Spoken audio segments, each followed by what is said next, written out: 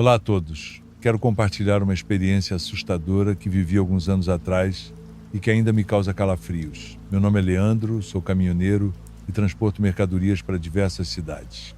Esse é o meu trabalho há mais de 20 anos e, embora eu tenha passado por muitas situações difíceis na estrada, essa foi a mais perturbadora.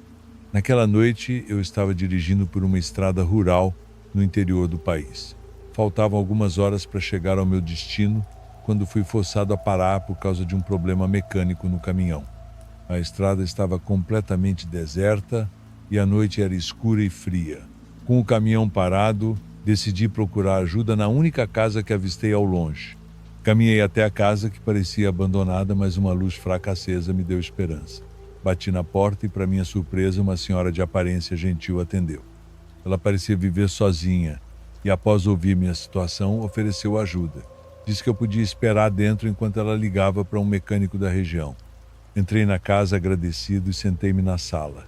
O lugar era estranho, com móveis antigos e fotos de pessoas que pareciam estar observando. A senhora me trouxe um chá e se sentou para conversar.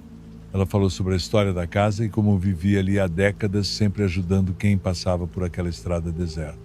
Depois de um tempo, a senhora disse que o mecânico estava a caminho e me ofereceu um quarto para descansar. Eu estava exausto, então aceitei. O quarto era pequeno e simples, mas aconchegante. Deitei-me na cama e, apesar de me sentir um pouco desconfortável, logo adormeci. Acordei no meio da noite com um barulho estranho vindo do corredor. Levantei-me e abri a porta, mas não vi nada. O silêncio era opressor. Voltei para a cama, mas antes de adormecer novamente, ouvi o barulho de passos pesados. Saí do quarto e caminhei pelo corredor escuro até a sala. Quando cheguei lá, a senhora estava sentada numa cadeira com uma expressão diferente, mais rígida e severa. Ela me olhou fixamente e disse com uma voz estranhamente calma: "Você não devia estar aqui." O medo tomou conta de mim. Decidi que precisava sair imediatamente. Voltei para o quarto, peguei minhas coisas e corri para fora da casa. A noite estava ainda mais escura e fria e eu corri de volta para o caminhão, que milagrosamente estava funcionando novamente. Dirigi até o amanhecer, tentando afastar a sensação de que algo estava errado. Quando cheguei ao meu destino, parei num posto de gasolina e contei o que aconteceu para o frentista, um senhor local. Ele me olhou com uma expressão de choque e disse: "Essa casa está abandonada há anos.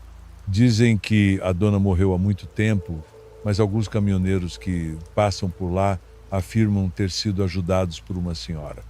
Desde então, nunca mais voltei àquela estrada. A experiência me ensinou a ser mais cauteloso com estradas desconhecidas e a evitar lugares que me causam desconforto. Espero que minha história sirva de alerta para outros motoristas e que ninguém mais passe pelo que eu passei. Por anos carreguei essa experiência como um segredo sombrio, uma memória que nunca consegui apagar completamente. A sensação de estar sendo observado, o som dos passos no corredor, a voz fria da senhora, tudo isso ainda me assombra. Mesmo agora, enquanto conto essa história, sinto arrepios ao lembrar daqueles momentos de terror puro. Após aquele incidente, tomei uma decisão firme de evitar estradas e caminhos que me parecessem estranhos ou desolados. E a cada vez que vi uma casa abandonada à beira da estrada, a imagem daquela noite voltava à minha mente, trazendo de volta o medo e a insegurança que senti. Em outra ocasião, enquanto conversava com outros caminhoneiros em um restaurante de estrada, descobri que não era o único com uma história assim. Muitos tinham seus próprios relatos de encontros estranhos e inexplicáveis durante suas viagens noturnas. Cada história era única, mas todas compartilhavam um elemento comum: o medo do desconhecido. Essa experiência me fez perceber que há coisas na estrada que não podemos explicar, eventos que desafiam a lógica e a razão. E talvez seja melhor assim. Algumas histórias, como a minha, são melhor deixadas no passado, como avisos silenciosos para aqueles que se aventuram por estradas solitárias e escuras. E, enquanto eu continuar a dirigir, levarei comigo a lembrança daquela noite, na casa no meio do nada, um constante lembrete de que o desconhecido pode estar à espreita, esperando o momento certo para se revelar.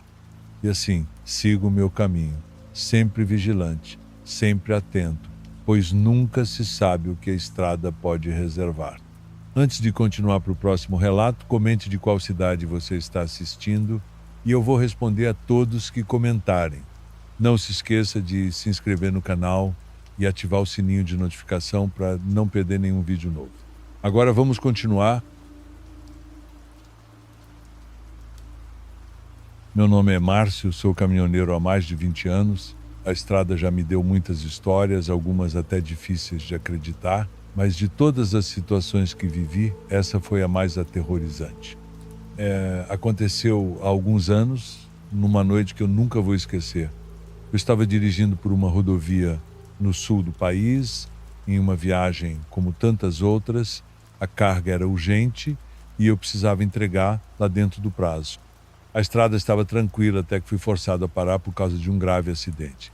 Havia um caminhão e 2 carros bloqueando o caminho e os guinchos demorariam horas para chegar. Como a entrega não podia atrasar, decidi pegar um desvio que conhecia de outras épocas. Era uma estrada de terra que cortava as montanhas. Não usava aquele caminho há anos, mas me lembrei dele como uma opção para sair daquele engarrafamento. O problema é que a chuva começou a cair e o que era uma estrada de terra se transformou num verdadeiro lamaçal. A escuridão tomava conta do ambiente e a única luz que eu tinha vinha dos relâmpagos que estouravam ocasionalmente no céu. Em um desses clarões, algo chamou minha atenção. Na estrada, à frente, vi um vulto alto correndo na mesma direção em que eu estava indo. Foi uma visão rápida, mas o suficiente para me deixar nervoso. Assim que o relâmpago passou, o vulto desapareceu, engolido pela escuridão. Fiquei com aquela imagem na cabeça, mas continuei dirigindo. O barulho da chuva batendo no para-brisa era tudo que eu ouvia. Alguns minutos depois, outro relâmpago iluminou a estrada e lá estava de novo o vulto, desta vez parado no meio da estrada. Era uma pessoa alta coberta por uma capa preta. O rosto, ou o que parecia ser o rosto, estava deformado, sem olhos, apenas buracos profundos e escuros. Aquela visão me paralisou por um instante, mas o instinto de sobrevivência falou mais alto. Desviei o caminhão, saindo da estrada de terra e passando por cima de uma plantação ao lado. O veículo sacudia e eu tentava manter o controle, lutando contra a lama e as condições precárias da estrada. Foi quando senti um impacto na traseira do caminhão. Parecia que algo ou alguém estava batendo violentamente no veículo como se quisesse me fazer parar. O barulho era ensurdecedor, como se vários golpes pesados estivessem sendo desferidos contra a lataria. Acelerei o máximo que pude, o medo me consumindo. Continuei lutando para manter o caminhão na estrada e os golpes na traseira finalmente cessaram quando consegui voltar para a estrada principal. A sensação de alívio durou pouco. No entanto, eu estava em choque, trêmulo, mal acreditando no que tinha acabado de acontecer. Liguei imediatamente para meu irmão Paulo, que também é caminhoneiro, e contei o que havia visto. Depois de alguns segundos de silêncio, ele me disse algo que me deixou ainda mais perturbado.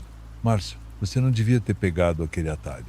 Esse lugar é conhecido por ser perigoso, cheio de histórias ruins, de coisas que não são só bandidos. Nunca mais passe por lá com as mãos ainda trêmulas. Continuei dirigindo até o amanhecer. Parei em um posto de gasolina para me recompor. Quando saí do caminhão e fui verificar a traseira, quase desmaiei. Ela estava toda amassada, como se tivesse sido golpeada várias vezes. Abri as portas da caçamba e o que encontrei me deixou ainda mais perplexo. A carga de móveis, que estava em perfeitas condições quando saí, estava destruída. Mas o que mais me impressionou foi o estado da madeira. Estava infestada por cupins, algo impossível de explicar. A carga não poderia ter se deteriorado dessa forma em tão pouco tempo. Nos dias seguintes comecei a me sentir mal. Tonturas, febre, uma pressão constante no peito. Fui ao médico, mas os exames não apontaram nada de anormal. Eu sabia que algo estava errado, algo que não podia ser explicado pela medicina. Foi Paulo quem sugeriu que eu fosse a uma igreja e pedisse para ser aspergido com água benta.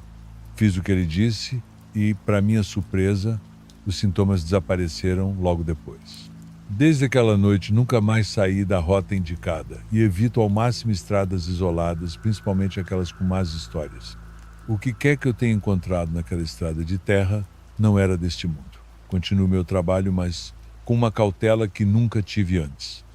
Talvez essa experiência sirva de alerta para outros, para que pensem duas vezes antes de escolherem atalhos que cortam lugares esquecidos.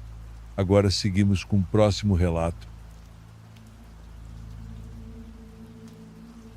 Oi, pessoal. Quero compartilhar uma história que me aconteceu há alguns anos e mudou completamente minha visão sobre o inexplicável. Naquela época, eu trabalhava como caminhoneiro nos Estados Unidos, viajando por vários estados. Gostava do trabalho, pois me permitia conhecer lugares novos e incríveis. Dirigia dia e noite sem um horário fixo, apenas seguindo as solicitações de transporte, pois o pagamento era muito bom. As pessoas frequentemente me perguntam se já vi algo estranho na estrada, e a resposta é sim. Uma vez, tive uma experiência que considero a mais assustadora da minha vida. Estava fazendo uma longa viagem da Califórnia até a Pensilvânia. Era inverno e estava muito frio naquela noite. Dirigia por volta das 3h30 da manhã, procurando um posto de gasolina ou um restaurante aberto para tomar um café e comer algo. Finalmente vi algumas luzes à frente e um pequeno restaurante que parecia estar aberto. Estacionei meu caminhão no estacionamento vazio e entrei no local. Esperava que estivesse aquecido, mas estava tão frio quanto lá fora. Decidi que seria melhor pedir comida para a viagem. Dentro, vi 2 homens sentados a uma mesa, me encarando desde o momento em que entrei. Eles me deixaram desconfortável, mas continuei andando até o balcão, onde uma senhora de uns 60 anos me atendeu com um olhar sério. Atrás dela, uma cozinheira também me observava. A música country tocava baixinho no local, aumentando a estranheza da situação. Pedi para a senhora anotar meu pedido e perguntei onde ficava o banheiro. Ela apontou com a mão, sem dizer uma palavra. Fui até o banheiro rapidamente. Depois de usar o banheiro e lavar o rosto para acordar, chequei meu celular para ver se havia alguma mensagem da minha esposa. Quando abri a porta para sair, encontrei algo que nunca esperava. O lugar estava completamente escuro e abandonado. As mesas estavam quebradas, as paredes quase caindo e o balcão havia desaparecido. Havia entulho e lixo espalhados pelo chão. Eu estava apavorado, tentando entender o que estava acontecendo. Saí do local e vi uma viatura de polícia chegando. O policial não apontou a arma para mim, mas se aproximou e perguntou o que eu estava fazendo ali. Expliquei que estava com urgência de usar o banheiro e que entrei ali para me aliviar. O policial me revistou e verificou meu caminhão. Depois, entrou no local com uma lanterna e me pediu para esperar lá fora. Quando ele saiu, disse que me deixaria ir, mas que eu nunca mais deveria entrar em lugares abandonados para usar o banheiro. Curioso, perguntei ao policial o que aquele lugar havia sido. Ele me olhou com uma expressão sombria e disse: esse lugar era um posto de gasolina nos anos 90. Era muito movimentado, mas um dia houve um incêndio que matou várias pessoas. Desde então, o lugar foi abandonado. Saí do local tremendo, tentando entender o que havia acontecido. Porque aquele posto apareceu iluminado quando eu estava passando. As pessoas que vi lá dentro claramente não eram deste mundo. Só tenho essa experiência paranormal para contar, mas preferia que isso nunca tivesse acontecido. Se você está gostando dos relatos, curta o vídeo e ajude o canal a crescer. Agradeço a todos pelo apoio. Agora vamos continuar. Durante quase 2 anos, trabalhei como segurança noturno num prédio antigo do centro da cidade. O lugar tinha sido transformado em um centro comercial, mas a estrutura original continuava ali, sólida, escura e pesada. Escadas de madeira que rangiam mesmo sem peso sobre elas, portas de ferro que fechavam com um estrondo seco e corredores longos demais, como se tivessem sido desenhados para confundir. Muita gente dizia que aquele prédio devia ser tombado, mas na prática ele era só velho, úmido e desconfortável. Era o tipo de construção que tinha cheiro próprio. Eu sempre dizia que se mofo tivesse memória, aquele lugar seria o arquivo inteiro. Nunca fui muito de acreditar nessas coisas que o povo fala. Sempre achei que a gente é que projeta os medos, que o problema mora mais dentro do que fora. Só que tem noites que vão gastando isso da gente, sabe? Vão dobrando a certeza até ela começar a ranger. Aquela noite começou como qualquer outra, era um pouco mais de 2 da manhã e eu já tinha feito a ronda pelos andares principais. O subsolo era a última parte. Sempre deixava ele por último, não por medo, mas porque detestava o cheiro e a sensação abafada lá embaixo. Era uma área com ventilação mínima, cheia de móveis antigos, caixas com documentos que ninguém mexia há anos e umidade incrustada nas paredes. Desci com a lanterna ligada, já acostumado com a escuridão. Meu rádio no cinto fazia um chiado baixo, constante, que acabava servindo de companhia. Passei pelas salas de sempre, assinei o relatório físico da prancheta, que ficava perto da escada de incêndio, e estava prestes a voltar quando percebi algo fora do lugar. Um dos cobertores empoeirados, que normalmente ficava jogado por cima de um armário, agora cobria algo no canto. Era um volume mais baixo, quase rente ao chão. Me aproximei com a lanterna e fiquei ali parado, observando. O pano não tremia, nenhum som, mas tinha algo ali que me incomodava. Eu podia ter ignorado, era o mais lógico, mas fiz o contrário. Agachei e puxei o pano com um movimento rápido. Debaixo dele havia uma caixa de madeira escura. Era bonita, mas gasta, com desenhos entalhados por toda a tampa. Não pareciam decorativos. Eram símbolos alinhados como se seguissem uma lógica, uma sequência. Alguns estavam riscados, outros parcialmente apagados, como se alguém tivesse tentado esconder partes. Nenhum cadeado, só uma tranca de metal enferrujada. Hesitei, tudo dentro de mim dizia para não tocar mais. Só que ali, naquela hora, sozinho e curioso, o aviso ficou pequeno. Abri a tampa com um estalo seco. O interior estava forrado com tecido vermelho escuro, manchado.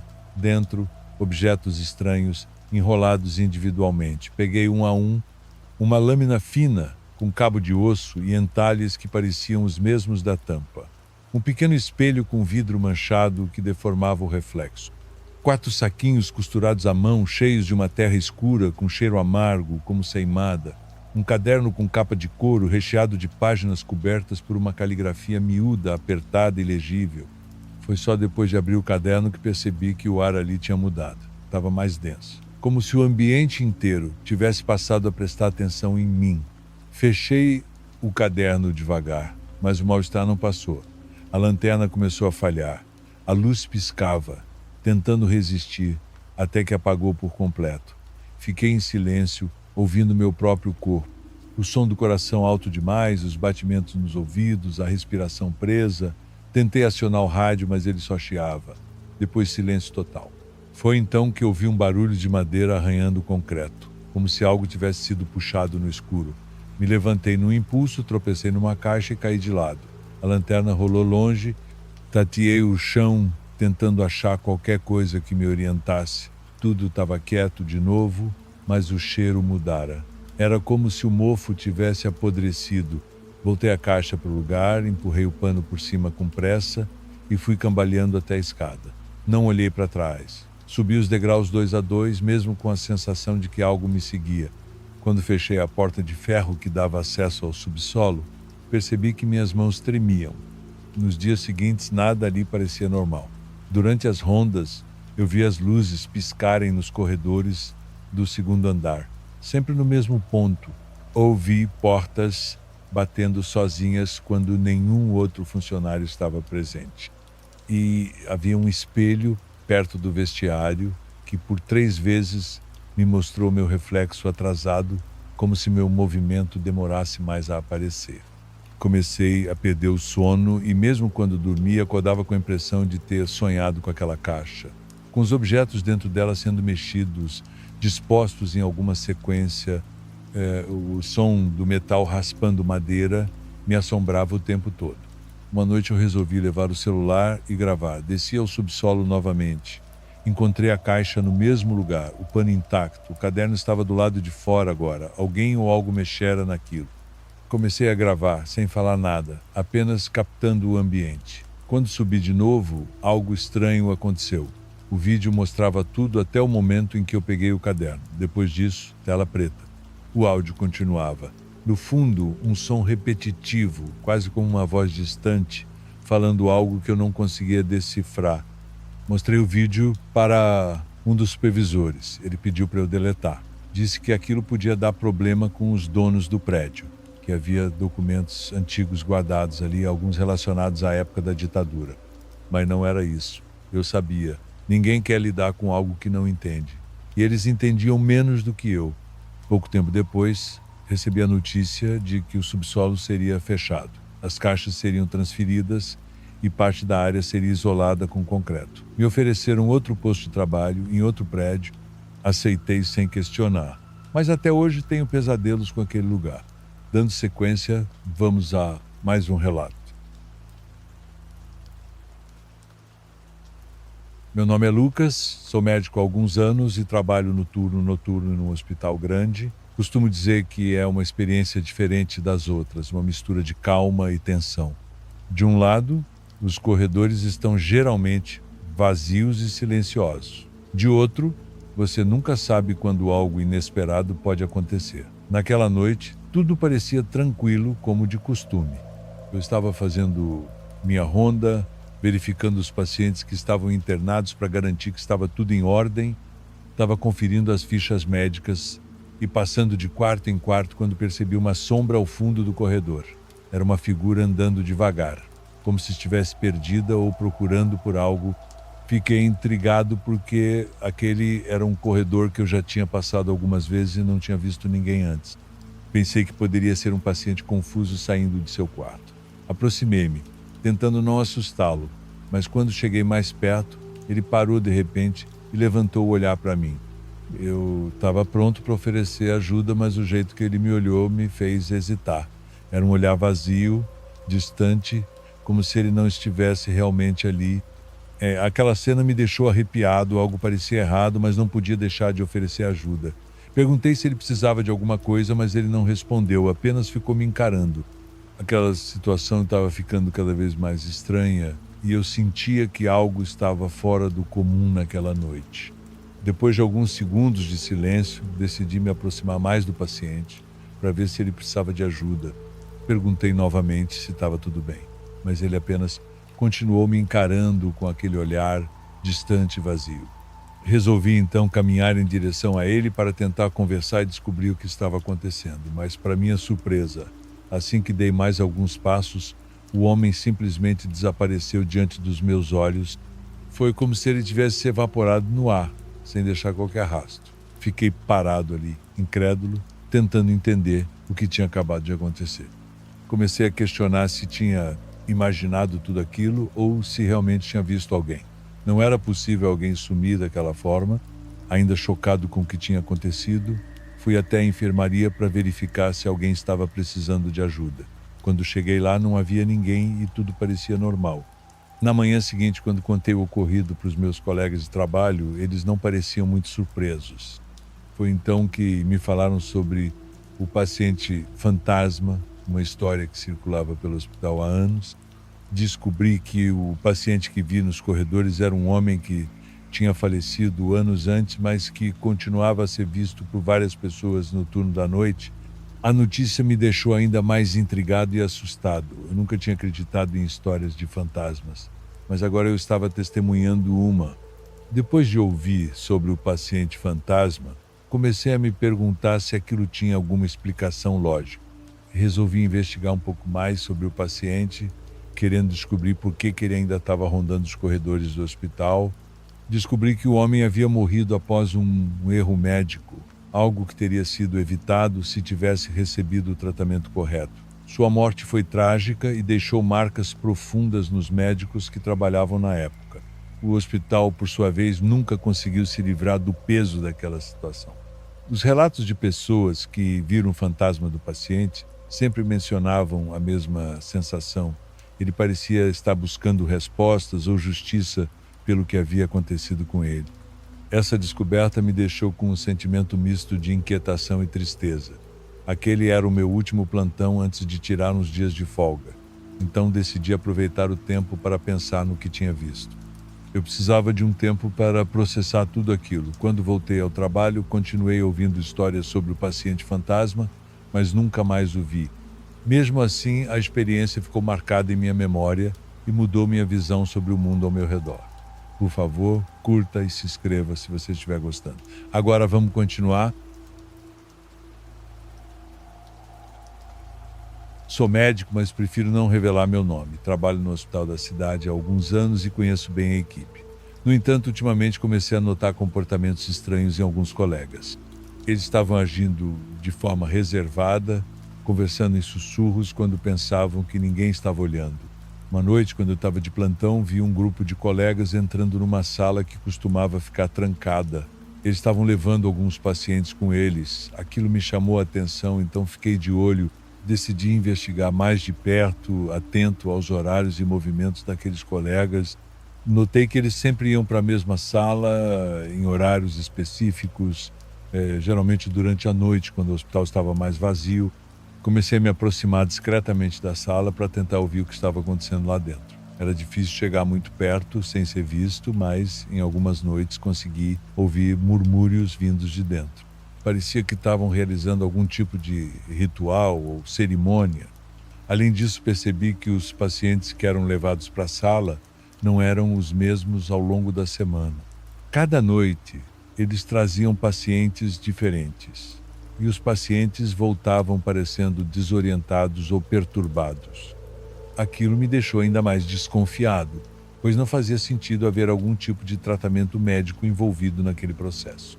As atitudes misteriosas dos colegas e o comportamento incomum dos pacientes me fizeram acreditar que algo sério estava acontecendo.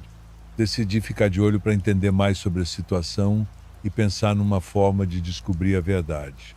Continuando minha investigação, decidi entrar na sala misteriosa enquanto estava vazia. Com um pouco de sorte, consegui encontrar a chave que um dos colegas havia deixado em cima de uma mesa. Assim que entrei, fechei a porta atrás de mim e comecei a explorar o local. A sala era decorada de forma estranha, com símbolos esotéricos nas paredes e em objetos dispostos por todo lugar. Havia velas e um altar improvisado, além de vários livros de ocultismo e magia. No centro havia uma mesa com instrumentos cirúrgicos, mas nada parecido com o que usamos no hospital. Era um ambiente muito perturbador. Encontrei algumas anotações detalhadas sobre os rituais que estavam realizando com os pacientes. Eles acreditavam que podiam curar a alma deles através desses rituais, mas os detalhes eram obscuros e desconcertantes. A ideia de que meus colegas estavam envolvidos em algo assim me deixou com um misto de medo e repulsa. Também descobri uma lista com os nomes dos pacientes que participavam dos rituais. Eram todos pacientes vulneráveis, com problemas mentais ou emocionais, o que tornava tudo ainda mais alarmante. Parecia que eles estavam aproveitando a fragilidade desses pacientes para seus propósitos sinistros. Com essa descoberta, fiquei preocupado com a segurança dos pacientes e também com a minha própria. Precisava pensar em um plano para expor a seita e garantir que os pacientes estivessem seguros. Mas eu sabia que precisaria ser cauteloso, pois estava lidando com algo muito perigoso. Depois de descobrir a seita dentro do hospital, sabia que precisava agir rapidamente para proteger os pacientes. Decidi reunir todas as evidências que encontrei e informar a administração do hospital. Não poderia fazer isso sozinho, precisava de apoio para lidar com a situação. Fui direto ao escritório do diretor do hospital e mostrei todas as provas que tinha. No início, ele parecia cético, mas ao ver os documentos, sua expressão mudou para uma de preocupação. Prometeu investigar o caso imediatamente e tomar as providências necessárias. Enquanto aguardava uma resposta, voltei a trabalhar como de costume, tentando manter um perfil baixo para não despertar suspeitas nos colegas envolvidos na seita. Sabia que qualquer passo em falso poderia colocar em risco minha própria segurança e a dos pacientes. Alguns dias depois, o diretor do hospital reuniu a equipe e anunciou uma investigação interna sobre as práticas irregulares que estavam ocorrendo. Ele também informou que a polícia seria chamada para auxiliar na investigação e pediu a todos que colaborassem. Os colegas que estavam envolvidos na seita pareceram surpresos com a notícia, mas não mostraram nenhum sinal de resistência. No entanto, sabíamos que a polícia descobriria a verdade assim que começassem a investigar. Eu estava aliviado por ter denunciado a situação e por finalmente ver as coisas avançarem. A equipe médica foi entrevistada pela polícia e pelos investigadores do hospital. Como resultado, alguns colegas foram afastados e presos por suas práticas ilegais. Os pacientes que foram vítimas dos rituais foram monitorados de perto para garantir sua segurança e bem-estar.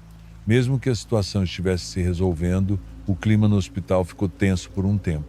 Todos estavam chocados com o que tinha acontecido, mas também aliviados por ter sido descoberto e interrompido. Apesar de tudo, essa experiência me ensinou a importância de estar sempre atento e denunciar qualquer comportamento suspeito para proteger aqueles que precisam de cuidado. No final, conseguimos garantir um ambiente mais seguro para os pacientes e a equipe do hospital. Agora seguimos com o próximo relato. Trabalho como paramédico há quase 10 anos. Já vi de tudo.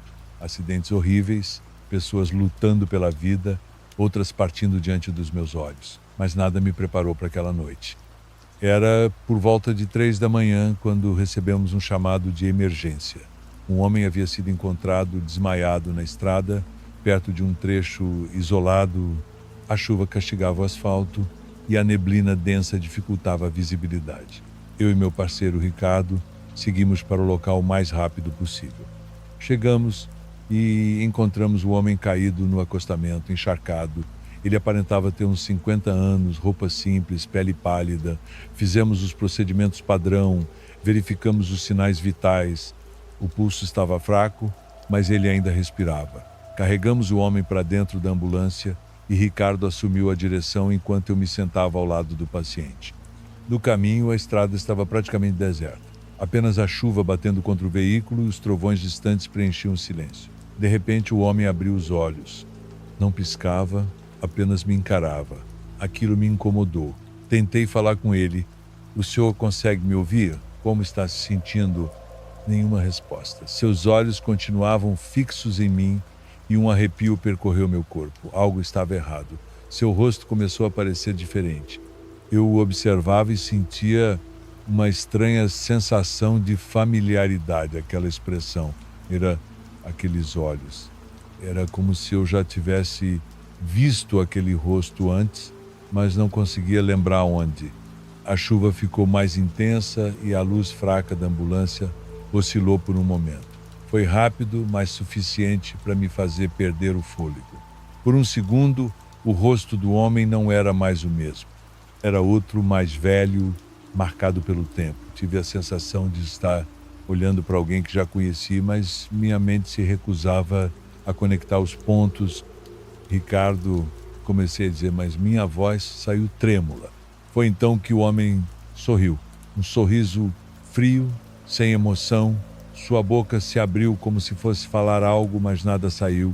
Apenas aquele olhar fixo e intenso que parecia atravessar minha alma. O rádio da ambulância começou a chiar. Um som estático, distorcido, como se algo tentasse se comunicar, mas sem formar palavras. Ricardo olhou para trás, percebendo minha expressão tensa. "O que foi?" perguntou. Eu quis responder, mas não consegui. Tudo dentro de mim dizia que algo terrível estava acontecendo. O homem continuava me encarando, imóvel, como se estivesse esperando alguma coisa. Quando olhei de novo, seu rosto mudou outra vez. Agora eu sabia de onde o conhecia. Era o rosto do meu pai. Mas isso era impossível.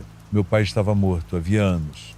Minha respiração ficou irregular e um suor frio cobriu minha pele. Eu queria gritar, mas minha garganta parecia travada.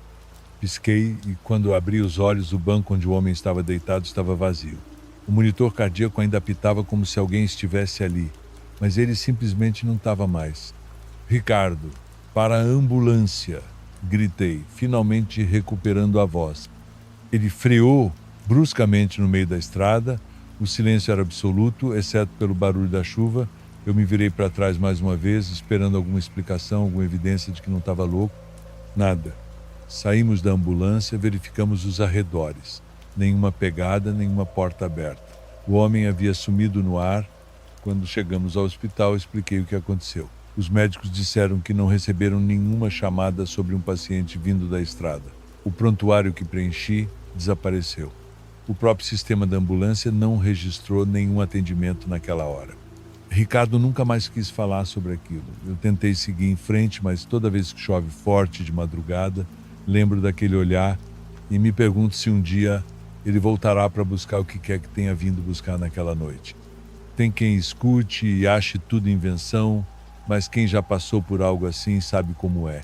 Já viveu algo parecido? Comenta aí. E agora vem comigo para o próximo relato. Meu nome é Eduardo, sou médico há quase 12 anos e trabalho no setor de emergência de um hospital médio, numa cidade de interior. Eu sempre fui cético em relação ao sobrenatural, acreditando apenas na ciência e nos fatos, mas uma experiência em particular mexeu com minhas convicções. Era uma noite normal de plantão, o hospital estava calmo, o que era raro, o fluxo de pacientes estava baixo e eu já havia passado pelos quartos para conferir a situação de cada um. Tudo estava em ordem, até que o enfermeiro de plantão, Pedro, me chamou, parecendo um pouco confuso. Doutor, tem algo estranho acontecendo no quarto 13, ele disse, com uma expressão indecifrável. O quarto 13 era usado raramente, geralmente quando o hospital estava lotado. Era um quarto antigo, com a estrutura um pouco mais velha que o restante do hospital. Achei que Pedro estivesse exagerando, mas, como não havia nada urgente a ser feito, decidi dar uma olhada. Quando entrei no corredor que levava ao quarto 13, senti uma mudança no ar. Estava mais frio e, de alguma forma, o silêncio parecia mais denso. Não dei muita importância e continuei caminhando. Ao chegar à porta, percebi que ela estava entreaberta, algo que não era comum. Empurrei a porta devagar e entrei. O paciente no quarto 13 era um homem idoso, de aproximadamente 80 anos, que havia dado entrada naquela tarde com sintomas de confusão mental e desidratação. Quando entrei, ele estava sentado na cama, com os olhos fixos na janela, olhando para fora como se estivesse observando algo que eu não podia ver. Boa noite, senhor. Comecei, mas ele não respondeu. Fui me aproximando, conferindo o monitor ao lado da cama. Tudo parecia normal, mas o paciente continuava olhando para a janela, imóvel.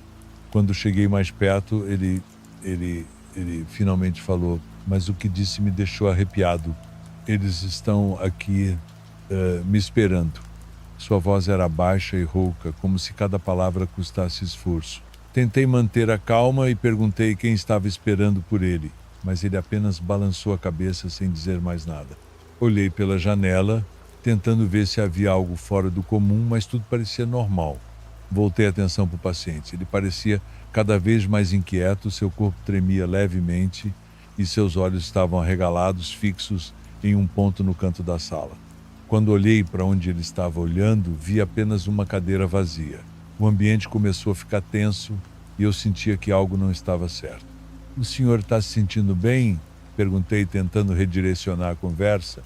Ele virou a cabeça lentamente para mim e seus olhos, que antes estavam confusos, agora estavam cheios de medo. Eles vêm me buscar. Ele sussurrou. Nesse momento, a máquina de monitoramento cardíaco começou a apitar. A frequência cardíaca dele subiu rapidamente e sua respiração ficou ofegante. Corri até o equipamento, ajustei os cabos, mas nada parecia estar fisicamente errado. No entanto, o pânico dele era evidente. Chamei o enfermeiro Pedro para me ajudar. Tentamos estabilizar o paciente, mas ele continuava a repetir a mesma frase, com o olhar fixo na cadeira vazia. Eles vêm me buscar. Pedro e eu trocamos um olhar confuso. Sabíamos que o paciente estava com problemas cognitivos, mas a intensidade do medo em seus olhos era perturbadora. Decidimos administrar um sedativo leve para acalmá-lo. Após alguns minutos, ele finalmente começou a se acalmar, embora ainda murmurasse baixinho, como se estivesse falando com alguém invisível. Saí do quarto e fui conferir o histórico do paciente. Descobri que ele havia sido internado várias vezes ao longo dos últimos anos, sempre com episódios de confusão e paranoia. Algo, porém, me incomodava profundamente. Fui até o arquivo de registros antigos, onde encontrei mais informações sobre o paciente. Ele havia trabalhado como coveiro por quase toda a sua vida, lidando com enterros e exumações. Nos últimos anos, no entanto, ele havia começado a relatar visões e vozes de almas inquietas que o seguiam. A noite passou sem maiores problemas e o sedativo manteve o paciente tranquilo, mas por algum motivo não conseguia tirar o episódio da minha cabeça. No dia seguinte, quando voltei ao hospital para o meu turno, a primeira coisa que fiz foi perguntar sobre o estado do homem no quarto 13. A enfermeira que me atendeu me deu uma notícia chocante. Doutor, ele faleceu durante a madrugada. Fiquei surpreso, já que sua condição física não era tão crítica. Perguntei sobre a causa da morte e ela apenas deu de ombros. parada cardíaca. Mas o mais estranho foi que ele estava com um sorriso no rosto quando o encontramos, como se tivesse aceitado alguma coisa. Ou alguém. Aquela frase me causou um arrepio. Lembrei das palavras que ele repetia insistentemente. Eles vêm me buscar. Senti um misto de tristeza e desconforto. Seria possível que, de alguma forma, ele soubesse que estava partindo? E quem ou o que ele acreditava que estava vindo buscá-lo? O episódio me deixou pensativo por muito tempo. Voltei ao quarto 13 algumas semanas depois, apenas para ver se algo tinha mudado, mas tudo parecia normal. No entanto, não consegui me livrar da sensação de que naquela noite, algo além do que podemos explicar, estava presente no quarto 13. Agora, mesmo com minha formação médica e meu ceticismo, não consigo deixar de me perguntar: e se de fato há algo mais do que a ciência pode explicar? Dando sequência, vamos a mais um relato. Tudo aconteceu há 6 anos, em 2019, na cidade de Cascavel, no Paraná. Eu tinha 22 anos na época e morava com minha mãe e minha irmã mais nova, Júlia, numa casa simples, mas confortável, perto do centro. Trabalhava como auxiliar administrativo em uma empresa de transportes, enquanto minha mãe era professora e minha irmã ainda estava no ensino médio. Nossa rotina era tranquila, sem grandes problemas até aquela noite. Desde pequeno tive algumas experiências estranhas, mas sempre tentei racionalizá-las. Minha mãe, por outro lado, nunca acreditou nessas coisas, sempre dizendo que era cansaço, imaginação ou coincidência. Júlia, no entanto, sempre foi mais sensível e dizia sentir coisas que eu não percebia. Uma noite, por exemplo, ela me contou que sentia como se alguém se sentasse na cama dela e pressionasse suas costas. Mas o que aconteceu comigo naquela noite foi algo que eu nunca vou esquecer. Lembro que estava especialmente cansado naquele dia. Cheguei do trabalho, jantei e fui direto para o meu quarto. Costumava dormir com a janela aberta para sentir o vento, já que fazia muito calor naquela época. Morávamos em uma região com muitas árvores, então gostava de ouvir o barulho das folhas se movendo, era algo que me relaxava. Acordei de repente no meio da madrugada sem motivo aparente. Ainda estava escuro e tudo parecia silencioso demais. Foi então que percebi um som estranho. Parecia alguém murmurando alguma coisa, mas num idioma que eu não conhecia. Tentei me mexer, mas não conseguia. Estava completamente paralisado. Tentei rezar o Pai Nosso, mas as palavras não saíam, como se tivessem sido apagadas da minha mente. Meu coração disparou. Queria gritar, mas nada saía da minha boca. Depois de alguns segundos, que pareceram uma eternidade, consegui mexer os dedos da mão. Aos poucos, recuperei o controle do meu corpo e, com um esforço enorme, sentei na cama, suando frio. Olhei em volta, mas não vi nada. O quarto estava do mesmo jeito de sempre. Tentei me acalmar, mas quando olhei para a janela aberta, vi algo que me deixou sem fôlego. No telhado da casa vizinha havia uma silhueta. No início achei que fosse um gato ou algum outro animal, mas então percebi que era algo muito maior. Parecia um homem, mas estava coberto de pelos escuros. Seu rosto era parcialmente humano, mas algo estava errado. Seus olhos eram fundos e brilhavam no escuro, e sua postura era estranha, quase animal. Fiquei ali parado, incapaz de desviar o olhar. A criatura estava agachada, como se observasse algo ao longe. Mas então, em um movimento lento e calculado, virou a cabeça na minha direção. Meu corpo inteiro congelou. Aqueles olhos me encaravam de volta. Eu sentia que aquilo sabia que eu estava ali, que me via e me reconhecia. Um medo irracional tomou conta de mim. Num impulso, fechei a janela com força e corri para o quarto da minha mãe. Acordei as duas, tremendo e tentando explicar o que tinha visto. Como esperado, minha mãe não acreditou. Disse que devia ter sido um sonho ou um vulto criado pelo meu próprio medo. Júlia, no entanto, parecia assustada. Disse que há alguns dias vinha ouvindo passos no quintal de madrugada, mas achou que fosse coisa da sua cabeça. Minha mãe, para nos tranquilizar, foi até a janela e abriu a cortina. Lá fora, o telhado do vizinho estava vazio. Nenhum sinal da coisa que eu havia visto. Ela nos mandou voltar a dormir, mas eu sabia que não conseguiria. Passei o resto da noite acordado, ouvindo qualquer mínimo som lá fora. Nos dias seguintes, tentei encontrar uma explicação lógica. Talvez fosse um assaltante, um animal de rua, ou apenas um jogo de sombras. Mas no fundo eu sabia que não era. Algo estava ali naquela noite, algo que não deveria estar. Nunca mais dormi com a janela aberta. E até hoje me pergunto o que realmente vi naquela noite. Agora acompanhe a próxima história. Meu nome é Paulo e esse episódio aconteceu durante uma das minhas longas caminhadas pelo interior de Minas Gerais. Sempre gostei do isolamento, da solidão das áreas rurais.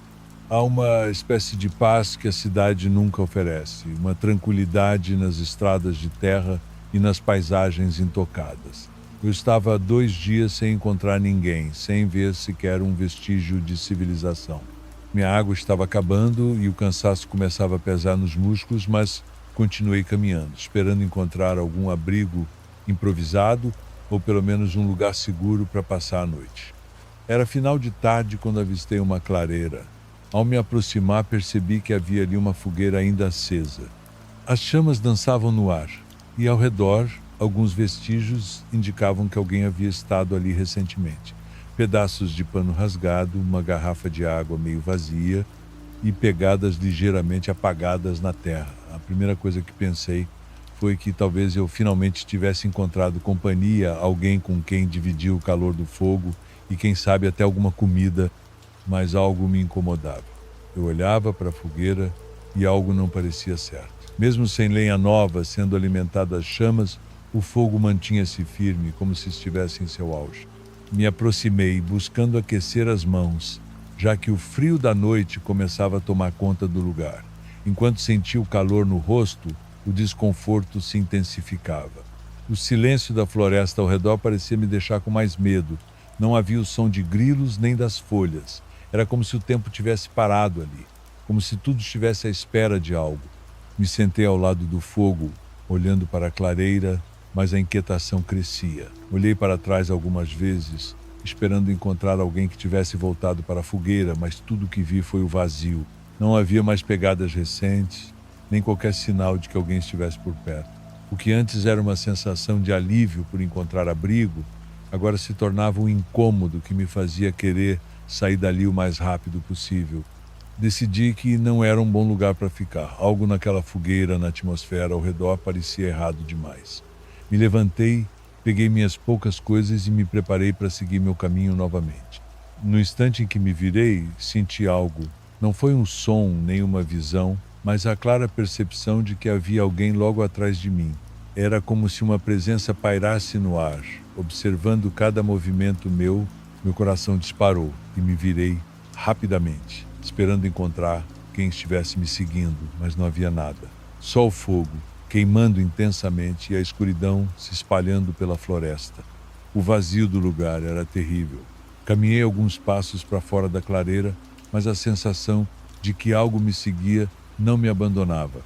Olhei para trás uma última vez e vi a fogueira ainda ardendo, com as chamas altas como se tivessem acabado de ser alimentadas. O estranho era que não havia lenha suficiente para aquilo. Qualquer fogo deveria ter diminuído ou apagado depois de tanto tempo, mas não aquele. E por algum motivo a clareira parecia cada vez mais distante, como se eu estivesse me afastando não apenas no espaço, mas de algo muito mais profundo, algo que eu não queria entender. Enquanto eu andava pela estrada, a sensação de ser seguido não me abandonava. Era como se, a cada passo, aquela presença se aproximasse mais, sem nunca se revelar. Os minutos se arrastavam, e o peso da noite parecia dobrar sobre mim. Mesmo sem ver ninguém, sabia que não estava sozinho. Continuei andando, sem olhar para trás, o medo me guiando pelas sombras da noite. Quanto mais eu me afastava, mais sentia que aquela clareira e seu fogo eram um portal para algo que eu não deveria ter encontrado. Eventualmente, o barulho dos meus próprios passos começou a me trazer uma falsa sensação de normalidade. Mas a lembrança daquela fogueira persistia como uma chama na minha mente que nunca se apagava. Passei o resto da noite em movimento, sem me atrever a parar até ver os primeiros sinais de luz no horizonte. Foi só quando o sol apareceu que a sensação de perseguição começou a desaparecer, como se o que quer que estivesse me rondando não pudesse existir sob a luz do dia. Ainda assim eu sabia que aquilo não tinha ficado para trás. Algo naquela clareira, naquela fogueira que nunca apagava, havia deixado uma marca em mim Desde então, cada vez que passo por uma estrada deserta ou me encontro sozinho em meio à natureza, lembro daquela noite. Nunca consegui explicar o que aconteceu ali. E na verdade não quero entender. Sigo em frente sempre, mas a lembrança daquela fogueira continua acesa na minha mente, como se o que eu tivesse encontrado naquela noite ainda estivesse me esperando em algum lugar para terminar o que começou. Se você está gostando dos relatos, depois dá uma olhada na descrição, tem uma playlist completa de relatos para maratonar. Recado dado, agora sim vamos seguir para o próximo. Talvez meu relato não seja daqueles extremamente fortes, suponho, mas ainda assim é uma história que até minha família ouve com receio. Eles acham que é produto do medo, que naquela noite eu simplesmente perdi o controle. Como disse, talvez não seja tão forte. E com isso será difícil que acreditem em mim. Se o fizerem, entenderei. Minha família cresceu em uma vila que cada vez mais se tornou deserta. Tínhamos medo de sair às ruas, que eram continuamente patrulhadas por criminosos, como acontece em lugares afastados, onde de repente chega um grupo de crime organizado e toma o controle. Por isso, nos mudamos para a capital. Meus pais, meus irmãos e eu. Lá na capital, já nos esperavam todos os meus tios, que assim que meus avós morreram, deixaram minha cidade. Nós éramos os únicos da família que ainda permanecíamos lá. Fizemos isso há anos, mas pouco depois algo aconteceu e os criminosos foram embora. No entanto, o dano estava feito, aquilo se tornou uma vila fantasma. Restaram apenas um punhado de habitantes, pessoas muito velhas ou cansadas demais para começar de novo em outro lugar. Depois soubemos que os que ficaram se apropriaram de nossas terras e que nossa casa estava em ruínas, destruída por pessoas que entraram apenas para acabar com tudo. Eu queria verificar isso, mas nunca houve a menor razão para voltar lá até o ano retrasado, mais ou menos por estas datas. Trabalho com um arquiteto que foi encarregado de construir vários depósitos em um vilarejo a 1 hora de distância daquele lugar onde cresci. Já tínhamos ido ver os terrenos, mas houve um problema, uma correção nos limites, e eu tive que confirmar se todos os novos dados que tínhamos estavam corretos. Ramon, o arquiteto, só confia em mim quando as coisas se tornam complicadas. Então eu tive que ir, mesmo que fosse sozinho. Acabou ficando tarde, eram 4 da tarde, quando ainda estava medindo por lá e percebi que era hora de voltar. Recolhi minhas coisas, carreguei toda a caminhonete e me apressei para retornar. Liguei o rádio e ouvi uma espécie de estação religiosa, era a única que eu conseguia mais ou menos sintonizar. Caso contrário, estaria em completo silêncio, pois meu telefone também não tinha sinal. Assim comecei a dirigir de volta para casa. Quando peguei a estrada, percebi o quão perto estava da minha antiga vila. Se o que me disseram era correto, não seria um problema ir lá e ver o que havia acontecido com o lugar onde cresci. Era a única vez que estaria por lá com tempo para dar uma olhada. Eu não resisti à curiosidade, queria ver, mesmo arriscando que meu coração se partisse. Infelizmente, não estava preparado para o que encontrei. Aquilo parecia completamente abandonado. A única coisa que parecia funcionar era a venda de Dona Conceição. Achei incrível que restassem 3 ou 4 famílias, já que não se via ninguém. Do que a pobre Conceição vivia se não havia mais ninguém para vender. Talvez auxílio, pensei. Certamente os que permaneceram no lugar eram aqueles que podiam plantar sua comida, que tinham animais de fazenda. Fui cumprimentá-la e ela não me reconheceu, não me ofendi. Comprei alguns biscoitos de polvilho que depois percebi que estavam vencidos há 2 anos. A pobre mulher mal tinha forças para espantar as moscas. Disse-lhe que eu tinha morado lá quando era pequeno. Ela disse que sentia muito por eu ter que voltar. Comecei a perguntar sobre meus amigos, sobre as pessoas do lugar e a resposta era sempre a mesma. Ou tinham ido embora, entrado no tráfico ou estavam mortos. Até que perguntei sobre Justino. Ele ainda estava por lá, na mesma casa de sempre. Por algum motivo isso me alegrou o coração. Justino era um colega da escola primária. Não era meu amigo, mas fui muito cruel com ele naquela época. Zombávamos dele por ser pobre, embora todos nós fôssemos, mas acho que era porque ele não se envergonhava. Ele não pedia à mãe sapatos que ela não podia comprar. Remendava a calça quando se rasgava. No 6º ano, ainda usava a mesma calça do 3º, rasgada e acima dos tornozelos. Sempre o chamávamos de Raul Brejo. Eu pensava muito nele, falava com minha psicóloga sobre aquelas coisas que não conseguia superar, sobre o que me fazia sentir culpado. Embora eu fosse uma criança na época, aquela era a desculpa perfeita para visitá-lo, cumprimentá-lo e, claro, oferecer desculpas. O lugar parecia muito menor do que eu lembrava. As ruas que foram um campo de futebol agora pareciam estreitas, mas pude me ver ali anos atrás, jogando com meus amigos quando o lugar estava vivo. Já não restava nada. As casas estavam arruinadas, sem telhado. Passei pela escola, pelo que um dia foi a escola. Depois peguei o caminho que passava entre as árvores e terminava no campo, onde ficava a casinha de Justino e sua mãe. O campo estava mais abandonado que a vila. A plantação de milho parecia mais alta que eu. Ao longe vi um espantalho. Achei curioso que estivesse vestido como mulher. Parecia que fazia muito tempo que nenhum carro entrava por lá. No meio daquele caminho, o mato era muito alto, mas apenas no meio. Deixei minha caminhonete vários metros antes e caminhei para não assustá-los. Justino saiu surpreso.